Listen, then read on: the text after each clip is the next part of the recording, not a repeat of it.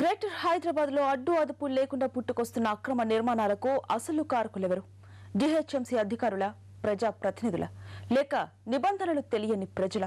దీనికి సమాధానం చెప్పే నాదుడే లేకుండా పోయాడు. కానీ తప్పు మీదంటే మీదంటూ ఒకరిపై ఒకరు విమర్శలు చేసుకుంటున్నారు గ్రేటర్ హైదరాబాద్ కార్పొరేషన్ స్టాఫ్.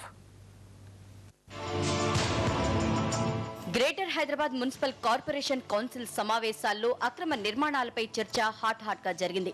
అధికారులు కాసులకి కక్కుర్తి పడటం వల్లే అనుమతులకు విరుద్ధంగా నిర్మాణాలు జరుగుతున్నాయని ఆరోపించారు కార్పొరేటర్లు. దీనికి టౌన్ ప్లానింగ్ అధికారులే బాధ్యత వహించాలన్నారు.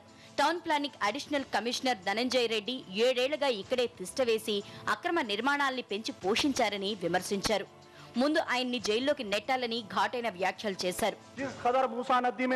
दबीरपुरा नाले में, आजमपुरा नाले में ये पूरा इलीगल कंस्ट्रक्शन हो रहा। हर फ्लोर को सेक्शन ऑफिसर आके, एसीपी आके 50-50 हजार रुपए लेके जा रहे हैं।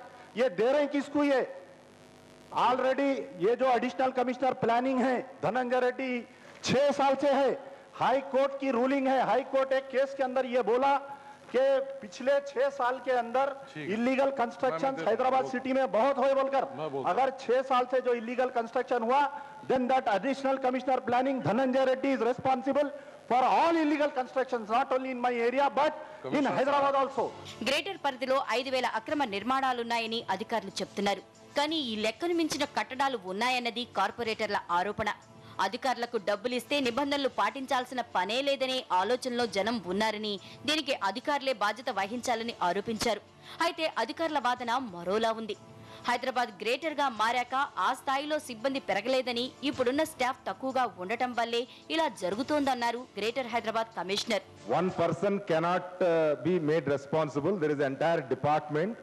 There are only 74 people from section officer till CCP, and you expect some 625 square kilometers to be controlled by 74 people, section officer to CCP. It is it is not possible. We are represented to the government to increase the strength, and we are not being given, and 74 people to control 80 lakh population, it is highly impossible. It is totally uncalled for, and I request you to advise the member to tell what exactly they want to say without any personal allegations. అనుమతులు లేని అక్రమ నిర్మాణాల వల్ల జీహెచ్ఎంసీకి ఆదాయం రాకపోవడమే కాకుండా నిబంధనలు పాటించకుండా కట్టిన బిల్డింగులు కూలిపోయే పరిస్థితి వస్తుందని, అమాయకుల ప్రాణాలు పోతాయన్న వాదనలు వినిపిస్తున్నాయి. ఇకనైనా అక్రమ నిర్మాణాలపై అధికారులు కఠినంగా దృష్టి పెట్టాల్సిన అవసరం ఎంతైనా ఉంది.